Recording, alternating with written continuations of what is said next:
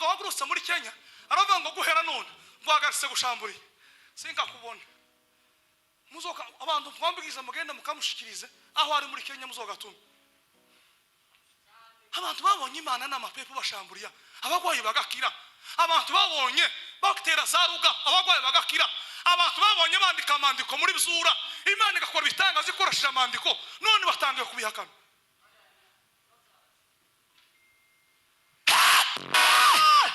nifitose barasinza Imana yiwashu Imana ngo nimwandika amandiko biragenda nuku mushamburiye ariko none ko barakana ngo gushamburiya ngo namaje ulipewa kitu kidogo nabyo bibaho mu makanisa amwe za ruswa munzo kuraga koti mushumba ngo muzoduha inshingano nukuri ko Imana naratangaye hari umugabo baguriye costume asengera umuntu we Mana bashumba mwe muyoboye amakanisa banyiri matorero bano bantu tubona bagiye kubwiriza handi muba mwabahanguye babaye basabye cyangwa muyibona ko nako tuyibona twebwe bantu binyuma ako kantuza akaje ahantu ibi nibi hari wagiye mwifa ko tumwaye ba telefone we twarakumenye wibiza telefone ya iPhone 15 yabandi ashira iminsi ngoja kuyigurisha ngo hararimo code nuko kuyikuramo nti musengeye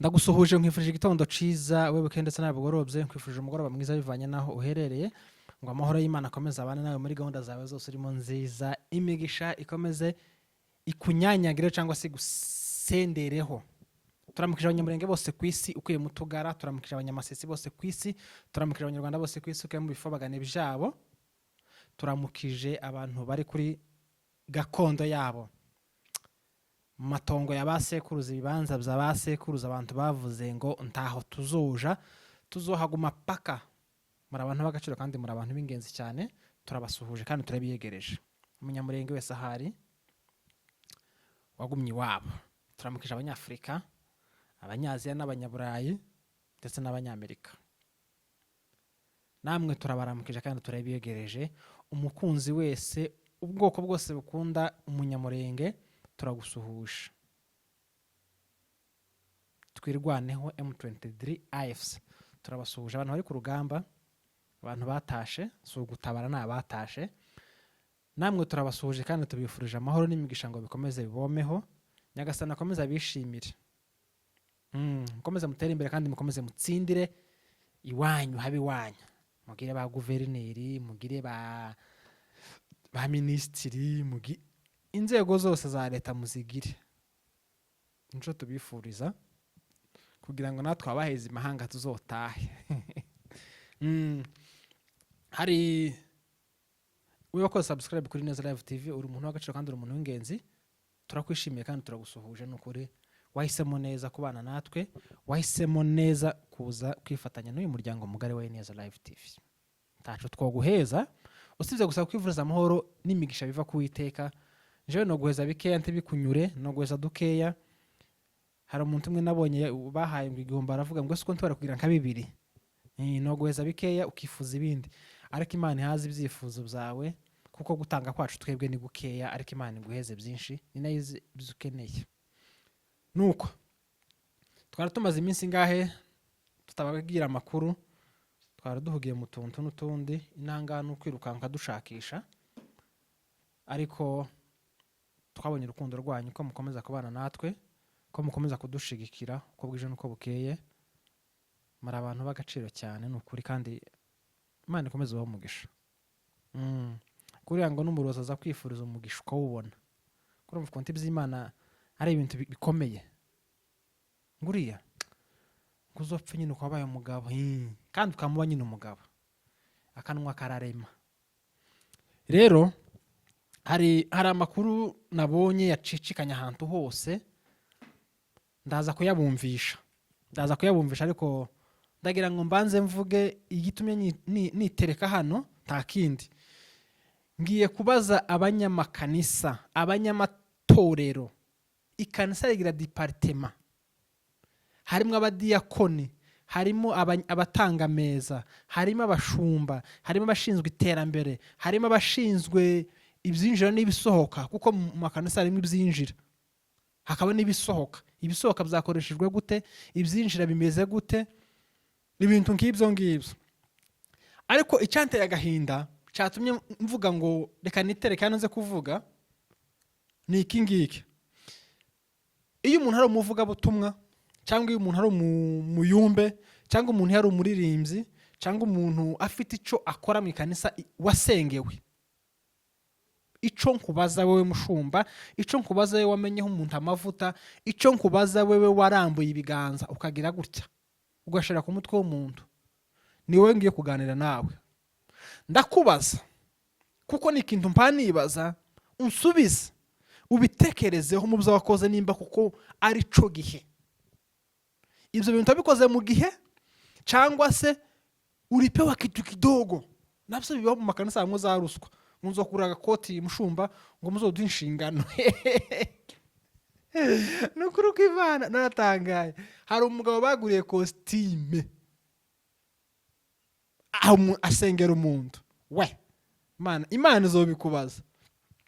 Nuko rero reka twiganirire. Uyu munsi ntatikwa, uyu munsi ntakuvogera, uyu munsi ntakurengera, uyu munsi ntagukabya, nta no kubesha. Reka tuganire namwe bakozi b'Imana, bwoko bw'Imana, bashumba. Naringiye kuvuga ngo bashumba bagenzi banje, ariko nibutse ko akunda umushumba nanje waye neza, muri abayoboke kandi mwaranyishimiye kuba munkurikira. Icyo mbaza ni iki ngiki. Muri za nzego twababwiye zose, za departement twavuze zo mu ikanisa ryanyu, ikanisa ryawe, ubu nyine ikanisa ryabaye ry'umuryango, ikanisa ryabaye ngo niryo kwa runaka, ngo ni ikanisa ryabongera, ngo ni ikanisa ngo ry'abahiga, ngo ni ikanisa ngo ry'abasinzira. Ntabwo murarugira ikanisa. Ikanisa ni inzu y'Imana. Usibye ko na Paul yaravuze ngo imibiri yacu ngo ni insengero za Kristo. Ikirenze cyo ni ikihese, amakanisa y'imira ni muyareke. Ngo mfite umukwe ngo wanje nguzi kuririmba ngo uzomuzane. Kanisa si nyumba ya familia bwana. Wachane na hiyo mambo. Icyo mbaza ni iki ngiki, bashumba mushumza amakanisa cyangwa se banyire makanisa. Ndagira ngo mbabaze kino kintu. Iyo umuvuga butumwa wa wundi wawe wasengeye, cyangwa umuririmbye, cyangwa se umudiyakoni, cyangwa se uhugura. No mu makanisa harimo abantu bahugura. Kavuga ngo ngiye guhugura urubyiruko, ari umuntu bifitiwe uburenganzira, waranabisengewe cyangwa se warabihawe aya makaratasi. Uwo muntu yavuye mu ikanisa ryanyu, ikanisa ryawe, mumuheza urwandiko nk'umuntu utumwe n'ikanisa, cyangwa yishyurirwa tike gusa akagenda atabasezeye mu kamano ka Mutandayo, ngo ari muri Foursquare, ari muri Calvary, ngo ari muri Zion, ari muri ese kwa Minyoni bahita gute, ngo ari muri ayo makanisa. Mukaje gusa kumubona kararirimba, karatanga meza, karavuga ivuga butumwa. Icyo mpaya nibaza ni iki ngiki. Abo bantu iyo bavuye mu makanisa yanyu bagiye kumukutana, mubaha inzandiko zibemerera ko mubahanguye ngo bagende, cyangwa ararwiyandikira wenyine kuri message ngo we gusa ashaka tike weekend nzoza, kandi ubu nyine ngo abenshi ntakugenda n'imodoka, ngo basigaye bageraho baginga imigongo yavunitse. Ngo indege ngo arere tour. Reka kwiha ibyubahiro mu isi, ibyo mu isi kujya biza bishirira mu isi.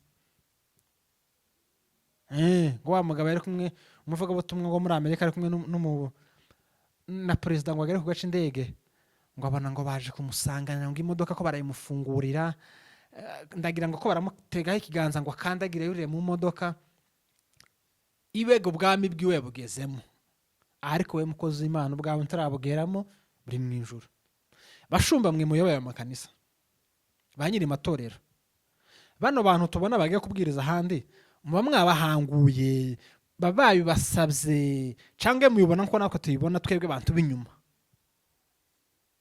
Ako kantu muze ko dusobanurira umuntu wasengewe mu itorero, nimba ikanisa rimwandikira urwandiko ngo turagutumye twebwe ikanisa runaka, Ineza Church of Christ, turaguhanguye, urabyemerewe, uje kugabura ibyanditswe cyangwa uje gutanga umugati wa Yesu.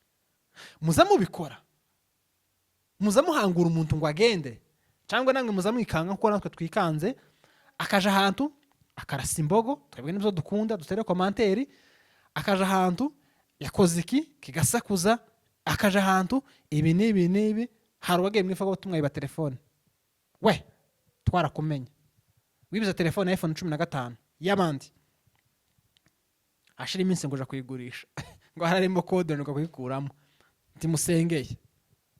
Ico tubaza rero nk'abakristo bicara inyuma, batazi igihe ameza azotangirwa, batazi ico icacumi gikora, ico amatura akora, ico fundraising runaka ikora, muze kudusubiza mutubwire. Bano baririmbyi, bano bavuga butumwa, nimba koko muza mubandikira inzandiko z'amakanisa yanyu. Ubu nyine amakanisa menshi yateye imbere, hari amakanisa agira amakasha stamp, akagira ikanisa rikabaho ngaho nyine ridakomeye cyane ariko rifite kasha yaryo. Ibyo ngibyo birahaba rwose, hari amakanisa amwe agira amakasha. Mwebwe mudafite kasha, basi ibaruwa yakujanye mwivuga butumwa, hari umukono wa nyiri kanisa cyangwa se wa sekreteri.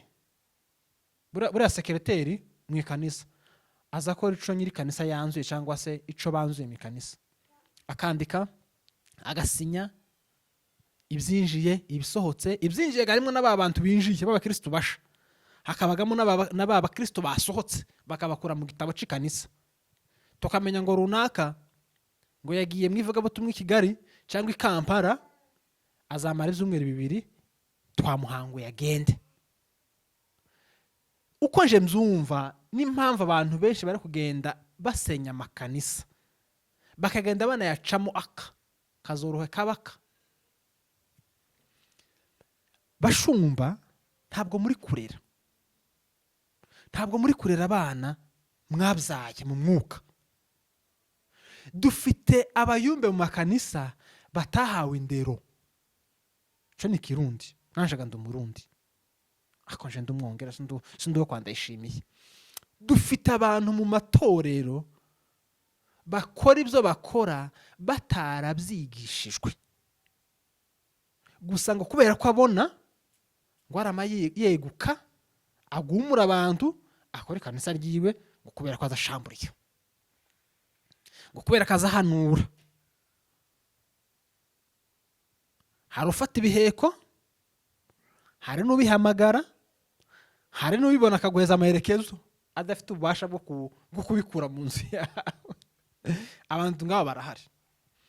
Bashumba ba nyiri makanisa, dukeneye uburere bwanyu mwebwe babyeyi bacu, muturere. Ese ni Paulo wavuze ngo, ni Timoteyo wavuze ngo nkiri umwana ngo nibwiraga iby'ubwana, ngakora iby'ubwana, kavuga nk'abana, nkarya nk'abana. Ni Paulo. Ngo ariko amaze kubera umuntu mukuru, uzuza umurongo nawe. Dufite abantu mu makanisa bari indiscipline zero. Umushumba cyangwa se umuhagarikizi afite mikoro, uritokeje iri inyuma, n'icuya kayagishoka kuranuka nawe ubwawe icuya, ngo mpeza mikoro gato ngo areke Imana yambwiye. Ubwo nta burere burimo. Dukeneye ko muduheza uburere, twige abatuyobora, twige kububaha, Njewe nta burenganzira mfite, habe niyo noba nambaye ikoti $100 n'inkweto ya 200 n'isaha y'100, nta burenganzira njewe mfite bwo kuza ngo nitokeze imvi inyuma ngo nakuhagarike imikoro ngo arico ngiye kuvuga. Ndakivuga nkande, umwanya ngiye kukivugiramo siwo, harimo n'agasuzuguro. Dukeneye uburere, muduhe indero, mutwigishe uko tububaha, mutwigishe kuvuga ikintu mu mwanya wacu. Bamwe baje gusengera abarwayi bagasiga babateranyije na ba nyina, ngo nyoko ni ukuroga, iso ni ukuroga, nyoko bukwe niwe ukuroga ngo n'ikimenyimenyi bya bintu bakuzaniye ubushize ngo ntiwagwaye. Aho nta ndere irimo. Uwo muntu ntabwo yize, uwo muntu ntabwo yerezwe n'itorero. Ukaja gusengera umuntu ugasiga uteranyije famiye yiwe. Dufite abashumba b'abarozi, dufite abaririmbyi b'abarozi, dufite abahanura b'abarozi, ariko si bo Mana. Ibyo badupangira ko bitubaho, Imana niyo itugenera igihe tuzabaho. Abo twabanye nabo kuva tukiri mu nda za ba mama baravuga ngo nyoko ntazokubyara. Urabyarwa ubaho, nawe urabyara uriho. Urabizi nawe umushumba wawe uramuzi, uko bamuvuga, uko ameze, uko yitwara uramuzi, ugushumbye. Urumva? Twemera ko uburozi bubaho, turabyemera 100% bubaho, ariko ntaco buza butwara abantu. Ari ubufite cyo bugutwara, iminsi batangiye kuguhiga ntubukiriho. Abashamburira twemera ko mubaho, abasenga twemera ko mubaho. Nje nemera umuntu wese wemera ko Yesu ari umwami n'umukiza. Gusenga turabyemera, muzamusenga Imana igakora ibitangaza. Guhanura muzamubikora Imana igakora ibitangaza. Gushambura nuko muzamubikora. Ariko si byo bintu ko murabikora mu buhe mujyo. Harimo discipline, harimo ya masomo mwigishijwe n'abashumba banyu, cyangwa ko murabikora mu kajagari. Ngenda ngana ku musozo, ndagira ngo mbumvishe uno mugabo jewe namunenza ku giti canje. Namunenze mbona ko tandero yahawe mu ikanisa bamo, mushumba we nyiri kanisa uno mugabo abamo, nimba ari umugabo sinzi. Genda uturere abantu bawe neza, n'abandi bose mwumvireho, muheze abantu burere, bazamenye ibyo bavuga, bareke kwitokeza. Umwe ngo yarasirimbye ngo amena senti, ngo ni umwuka wagutumye kumena senti. We yabande usiga uyiguze ubone gutaha. Hari ibintu bimwe bitaba bikwiye mu nzu y'Imana, k'ibyo bintu bikwiye mu kabari. Nigeze kuja kureba umupira, abantu bararwana. Umusekretari arambwira ngo ngiyo ngo ni kawaida kwa club. Yego, ngo ibyo ni bisanzwe mu kabari. Ariko mu nzu y'Imana ntabwo akajagari kagomba kurangwamo ngo ni kawaida. Muzi n'igisinimba umwanya wacu, mutegera umwanya w'amatangazo, mutegera umwanya wo gushima, apana kuza kwitokeza. Uyu mugabo ni wambabaje cyane, ndavuga ati reka nze ngire ico muvuga nimara nsoze tugende. Hari umugabo wagurutse muri Kenya aravuga ngo guhera none ngwagaritse gushamburiye sinka kubona. Muzoka abantu twambwiza mugende mukamushikirize aho ari muri Kenya muzogatuma. Abantu babonye Imana n'amapepo bashamburiya, abagwayi bagakira. Abantu babonye bakitera zaruga, abagwayi bagakira. Abantu babonye bandika amandiko muri Bizura, Imana igakora ibitangaza ikoresheje amandiko, none batangiye kubihakana.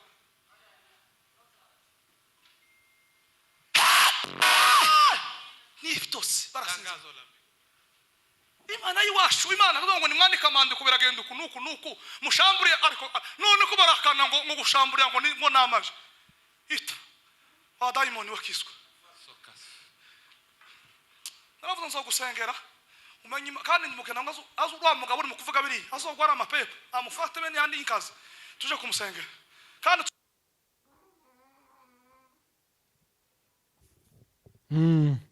nimba udashamburiya sinkazokubona. Ngo kandi nzogusengera urwara amapepo ngo usengere ngo ukubite. Mutekereze ngo ibyo mutwe biravugira mu nzu y'Imana. Ni iryo shavu cyari tumenza kuri iyi kamera ngo tuganire. Utubwire uko ubyumva, nimba koko ano makanisa afite uburera hereza abantu, cyangwa se nimba abantu hamwe bituma bakakwituma harya. Nimba abantu basigaye biha gahunda, ariko kwituma ni ikinyamurengeme. Nyine mu Kinyarwanda kwituma ni ya gahunda nyine, ariko kwituma ni ikinyamurenge. Kwituma nyine yihanguye. Mutegere mwumvaho tuhatugana. Abari munsi yacu aho bazoganaga ibo nukuza bishop afata mikoro akavuga ngo reka nkubwire bishop ngo utekereze ngo umuntu ngo yararezwe dukeneye uburere. Bashumba, ni murera abantu banyu, murera abantu banyu, muza mubeza inzandiko zibemerera ko bagiye ahantu mwabisinyiye. Apana kwitokeza gusa ngo azikuririmba ngo muramutegeye ngo araje, nyiri kanisa atabizi, umushumza atabizi. Agasuzuguro gacike mu nzu y'Imana, gahunda nkeya icike mu nzu y'Imana. Mu nzu y'Imana tugire gutya straight, apana gutya, apana gutya. Umuntu areke kuzafata mikoro gusa uko yibone ngo kuvuga icyo avuze gusa atahawe uburenganzira. Mwe reka mbabwire ngo mwakoze kubana natwe. Amahoro mu mutima, amafaranga mu ikofi. Ibiganiro byacu nakagaruka. Ciao ciao, bye bye.